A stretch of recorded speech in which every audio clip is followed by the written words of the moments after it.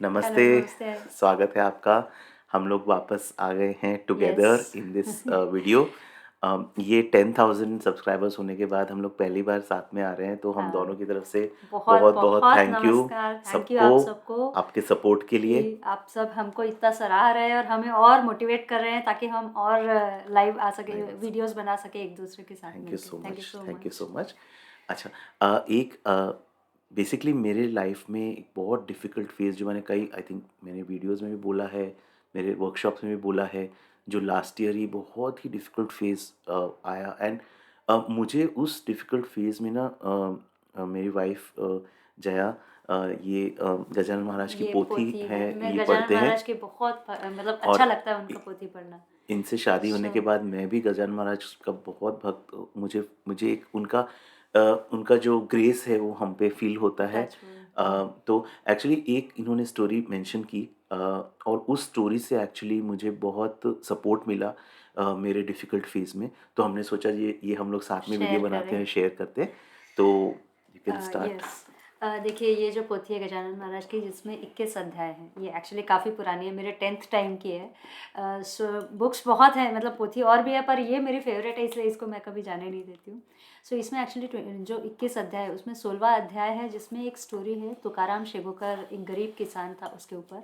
सो वो डेली अपना जो भी रूटीन था, किसानी खेती किसानी के बाद वो एक बार ज़रूर गजानन महाराज के मठ जाता था, उनकी सेवा करता था। ठीक है, ये उसका नित्य क्रम था। बट एक्चुअली क्या हुआ एक बार, एक शिकारी जो है जनरली शिकार करने आते हैं जानवरों के, तो एक खरगोश का शिकार करने के लिए जो खरगोश था वो इस किसान के पीछे छुप के बैठा था। तो उस किसान मतलब उस खरगोश पे निशाना लगा के उस शिकारी ने बंदूक छर्रा डाल के बंदूक गोली चलाई। सो खरगोश तो मरा, बट एक छर्रा जो है इस किसान जो तुकाराम शेगोरकर थे उनके कान के पीछे से जाके उनके मस्तक में जाके घुस गई। और वो छर्रा कितना भी डॉक्टर्स को दिखाया, कुछ भी दिखाया, वो उसका कुछ नहीं हो सकता था। उनका कंटिन्यूस दिन रात हमेशा सिर दुखता रहता था, उनको नींद नहीं आती थी हमेशा। आप ये सोचिए 24 आवर्स यदि अपना सिर दुखता रहे, हम सो भी नहीं सके, कितना पेनफुल हो जाएगा। बट उसमें भी मतलब उनको कुछ ऑप्शन समझ में नहीं आ रहा था। सो एक चीज़ उन्होंने डेली मतलब जो उनका रूटीन था वो ज़रूर चालू रखा कि वो मठ में आते थे एंड दर्शन करके जाते थे कि जो भी है ठीक है। वो बहुत हेल्पलेस फील करते थे, स्टिल उन्होंने अपना नित्य क्रम चालू रखा। सो वहाँ एक भक्त उनके साथी जो थे उन्होंने कहा कि जब जब तुम आ रहे हो डेली, तो एक चीज़ कर सकते हो कि ये मठ जो है उसको झाड़ू लगा लो, तुम्हारी एक सेवा भी हो जाएगी और तुम्हें थोड़ा ध्यान भी भटकेगा। सो उन्होंने कंटिन्यूस 14 ईयर्स जो है वो डेली विदाउट एनी मतलब एक दिन भी बिना रुके डेली वो झाड़ू लगाते थे एंड पूरा मठ एकदम आईने की तरह साफ रखते थे। And one fine day what happened कि जब वो झाड़ू लगा रहे थे अचानक अपने आप ही कान में से छर्रा गल के गिर गया। जैसे कि लभेड़ा करके एक फल रहता है जिसका अचार वगैरह भी बनता है, उसमें से गुठली अपन दबाओ तो कैसे गिर जाती है, सेम वे अपने आप वो छर्रा आके गिर गया। सो उनको जब तक कि वो पेन सहना था वो उनको सहन करना ही पड़ा, उसका कुछ नहीं कर सकते थे। बट उनके गुरु की ग्रेस रही तो one fine day he get over that pain. फिर भी एंड मोमेंट तक के, उनके अंतिम सांस तक के उन्होंने ये सेवा बरकरार रखी। सो राइट। सो एक्चुअली मतलब ये thank you Jaya for pass sharing over to this. You. मैं जस्ट मेरा सर इसमें रिफ्लेक्शन जस्ट ये देता हूँ कि अगर आप फील करते हो, कभी होता है ना कभी कभी लाइफ में, और हमारे साथ ये हो चुका है दैट यस। हेल्पलेस हो गए, कोई रास्ता नहीं मिल रहा, अंधेरा है, पूरा अंधेरा है। ठीक है, और अपने को ये भी नहीं पता है कि वो उजाला कब होगा। ठीक है, तो अब जब ऐसा होता है ना, तो देखो क्या होता है, कई बार कुछ कर्म होते हैं जो हमको फेस करने होते हैं और हमको उनसे बाहर आना पड़ता है। ठीक है, तो आप रोते भी नहीं रह सकते हो कि मेरा कब सही होगा, कब सही होगा। ठीक है, उससे आप अपने अंदर ही पेन और क्रिएट करते हो।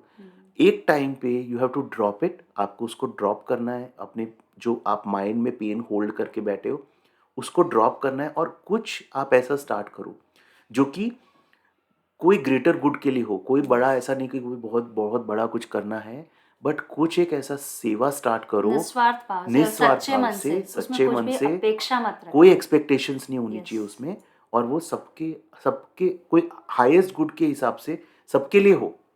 ठीक है? एनीथिंग और एनीथिंग देखो वो जो आप गुड कर्म उससे बिल्ड करोगे ना, वो गुड कर्म can balance what ever the कर्म। तो आपका जो अगर हीलिंग होना हो तो वो फास्ट हो जाएगा।